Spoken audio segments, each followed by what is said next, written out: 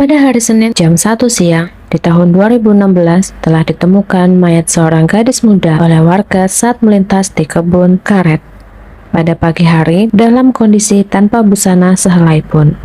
Posisi badan menelungkup dan tangan terikat tali dari atas hingga ke bawah kaki. Pada saat ditemukan, terdapat lebam bekas pukulan pada wajah, seperti adanya tanda kekerasan pada alat kelamin korban. Apa yang sebenarnya terjadi dengan gadis tersebut? Siapakah dia? Tanpa basa-basi lagi, yuk langsung kita bahas.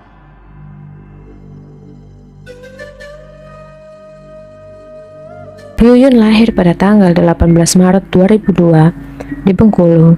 Yuyun adalah anak yang rajin dan pintar.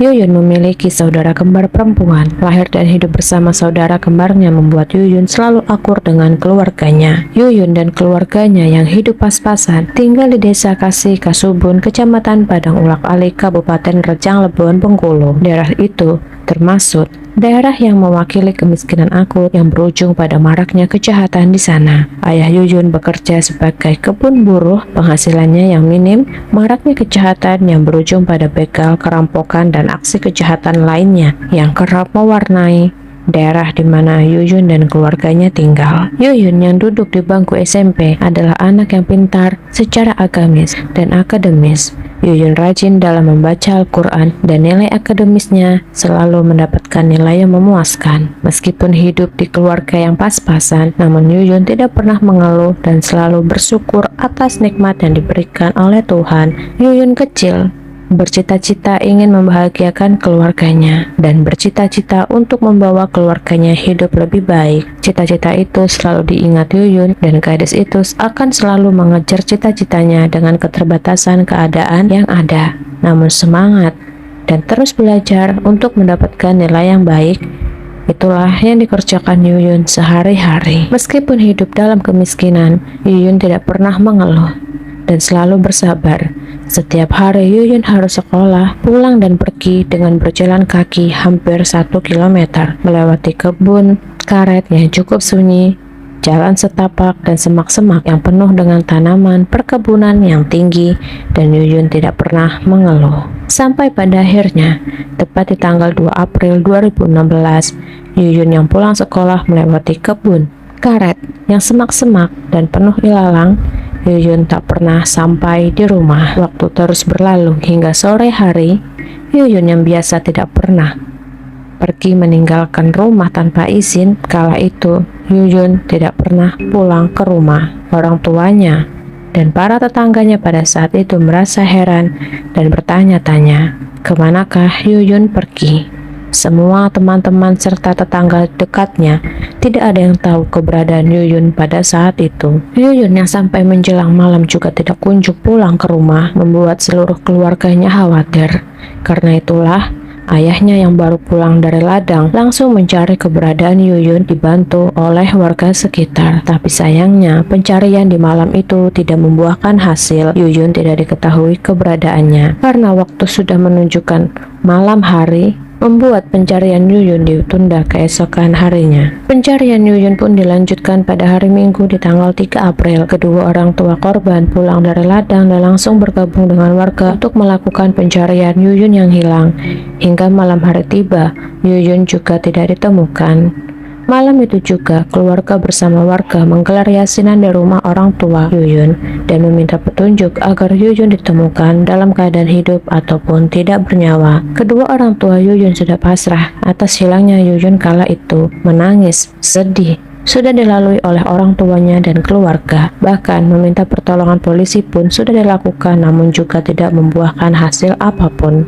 Di tanggal 4 April pada pukul jam 1 siang telah ditemukan mayat korban, gadis muda yang ditemukan oleh warga sekitar berinisial DA berusia 45 tahun yang tidak sengaja melintasi TKP saat akan pergi ke kebun. Saat ditemukan, jasad dalam kondisi tanpa busana, tertutup daun pakis, posisi badan menelungkup dan tangan terikat dari atas hingga ke pangkal paha. Saat ditemukan, terdapat lebam bekas pukulan pada wajah dan tanda-tanda kekerasan pada kemaluan korban. Penemuan ini pun dilaporkan kepada kepada polisi bahwa ada ditemukannya jasad gadis muda tanpa busana di sebuah alas yang dipenuhi ilalang, dan penemuan jasad gadis itu pun menyebar ke seluruh warga, membuat warga geger, dan hingga kabar ini pun sampai di pendengaran keluarga Yuyun yang juga pada saat itu kehilangan anaknya. Semua warga yang penasaran, termasuk kedua orang tua Yuyun, datang ke TKP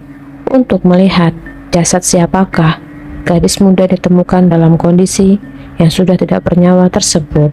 Dan ternyata ketika mereka pergi ke lokasi untuk melihat jasad tersebut, mereka dibuat terkejut dan kaku sekujur tubuh. Mereka tidak bisa bergerak layaknya seperti petir yang menyambar di siang bolong. Ternyata mayat gadis muda itu adalah anaknya sendiri, yaitu Yuyun yang telah menghilang sejak tanggal 2 April.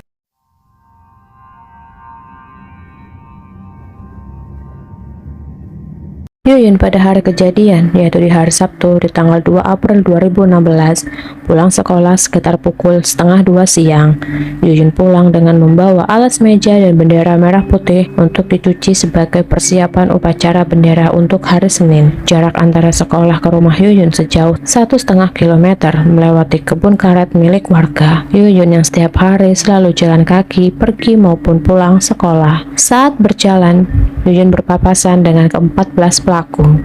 Di antaranya Dedi Indra Muda 19 tahun, Tommy Wijaya 19 tahun, DA 17, Sukat 19 tahun, Bobby 20 tahun, Faisal Edo 19 tahun, Zainal 23 tahun, Febriansyah Syahputra 18 tahun, Sulaiman 18 tahun, AI 18 tahun, Eka dan juga SU berusia 16 tahun. Dua nama terakhir adalah kakak kelas Yuyun di sekolahnya. Para pelaku yang melihat Yuyun kala itu tanpa berpikir panjang langsung mencegat Yuyun yang pulang sekolah. Dan tanpa hitungan basa-basi, mereka lalu menyekap Yuyun, dan pada saat itu Yuyun bagian kepalanya dihujani oleh pukulan kayu balok. Setelah Yuyun tak sadarkan diri, ke-14 pelaku lalu mengikat bagian kaki dan tangan Yuyun, serta salah satu di antara para pelaku ada yang dengan tega mencekik leher Yuyun, dan pelaku lainnya melepaskan semua busana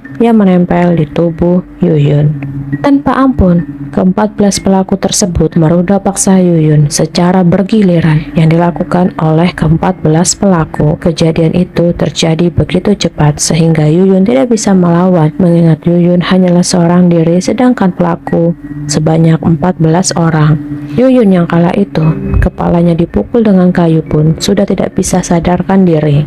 Bahkan ada pelaku yang diantaranya mengulangi perbuatannya, meruda paksa Yuyun sebanyak 2 hingga 3 kali. Setelah para pelaku memuaskan aksi bejatnya tersebut, ke-14 pelaku lalu mengikat tangan dan kaki Yuyun dan membuangnya ke dalam jurang sedalam 5 meter dan menutupi tubuh Yuyun dengan dedaunan dalam kondisi tanpa busana. Semua ini dilakukan untuk menghilangkan jejak Yuyun. Pada hari Jumat di tanggal 8 April, polisi menggelar operasi penangkapan pelaku. Selama penyelidikan berlangsung yang dilakukan oleh kepolisian Bengkulu, polisi tidak membutuhkan waktu yang lama untuk mencari tahu siapa pelaku di balik hilangnya nyawa Yuyun. Berdasarkan barang bukti yang ada di lokasi dan keterangan beberapa saksi, serta bukti adanya beberapa botol bekas minuman keras, membuat polisi tidak kesusahan untuk menemukan para pelaku. Namun, yang membuat terkejutnya di kasus ini adalah pelaku ternyata berjumlah 14 orang dan 7 diantaranya berusia di bawah umur. Bahkan mirisnya lagi, sebagian dari pelaku juga tetangga Yuyun yang ikut dalam pencarian Yuyun yang hilang selama 3 hari. Mereka seolah-olah berakting ikut beberapa warga mencari keberadaan Yuyun. Padahal di sisi lain, para pelaku itu sengaja berakting agar aksinya tidak diketahui oleh warga. Begitu pintarnya mereka menyembunyikan kejahatannya agar kebusukannya tidak diketahui. Setelah mengumpulkan bukti-bukti yang cukup, polisi lalu mengamankan dan melakukan operasi penangkapan dan mengamankan Dedi Indra Muda, Tommy Wijaya, dan DA sebagai salah satu pelaku dalam kasus tewasnya Yuyun. Keesokan harinya, melalui keterangan dari Dedi Indramuda, Tommy Wijaya, dan DA, polisi menangkap ke-9 pelaku lainnya, termaksud 2 diantaranya adalah teman Yuyun, kakak kelas yang sekaligus juga tetangga Yuyun. Kasus yang dialami Yuyun Bengkulu ini membuat seluruh warga di negeri ini dan pengguna media sosial di tahun tersebut mengungkapkan kemarahannya demi mengenang dan sebagai bukti solidaritas terhadap Yuyun. Masyarakat Indonesia melakukan aksi menyalakan api di kegelapan dengan tagar #menyala untuk Yuyun. Semua lapisan masyarakat marah atas kasus yang menimpa Yuyun. Bagi mereka, para pelaku bukanlah manusia, karena tidak ada manusia yang tega melakukan aksi kejam dan keji tersebut pada korban yang baru berusia 14 tahun, yang secara sadar diruda paksa oleh 14 pria secara bergiliran, lalu jasadnya dibuang ke jurang sedalam 5 meter. Para masyarakat kala itu yang mengikuti kasus Yuyun pun merasa sakit hati, teriris, menangis, kecewa dengan para pelaku yang begitu tega, sadar, dan sadis melakukan aksi kejihnya tersebut. Seluruh lapisan masyarakat dari penjuru manapun marah atas perbuatan pelaku dan menuntut semua pelaku harus dihukum mati dan tidak ada suatu ampunan apapun. Pada saat itu, jasad Yuyun pun dilakukan pemeriksaan dan dari hasil visum yang dilakukan, Yuyun mengalami luka di sekujur tubuhnya. Kepala terdapat luka pukulan benda tumpul dan tulang pinggang yang patah serta bengkok. Dan alat kelamin Yuyun mengalami kerusakan dan robekan serta pendarahan hebat di bagian alat kelamin Yuyun. Dan dapat dipastikan, pada saat itu Yuyun meninggal pada saat ke-14 pelaku asik melakukan roda paksa secara bergiliran. Saat aksi bejat itu berlangsung, Yuyun ternyata sudah tidak bernyawa. Dengar hasil visum anaknya itu, ibu Yuyun lemas, pingsan, dan masyarakat serta tetangga Yuyun murka. Setelah 2 tahun mengikuti persidangan dan kurungan penjara, akhirnya tepat pada tanggal 29 September 2018, Majelis Hakim Pengadilan Negeri 2B Bengkulu menjatuhkan eksekusi hukuman mati terhadap terdakwa Zainal berusia 23 tahun. Zainal dianggap sebagai otak di balik kasus pembunuhan dan juga roda paksa Yuyun. Zainal mempengaruhi pelaku lainnya untuk melakukan aksi kejahatan itu, dan Zainal pula yang membuat ide untuk menyekap Yuyun, dan Zainal juga sebagai orang pertama yang melakukan roda paksa kepada Yuyun. Zainal terbukti secara sah dan meyakinkan sebagai otak dan juga otak pembunuhan dan pemerkosa Yuyun. Mendengar putusan hakim pada saat itu, Zainal mengajukan banding ke Pengadilan Tinggi Bengkulu dan Kasasi Mahkamah Agung.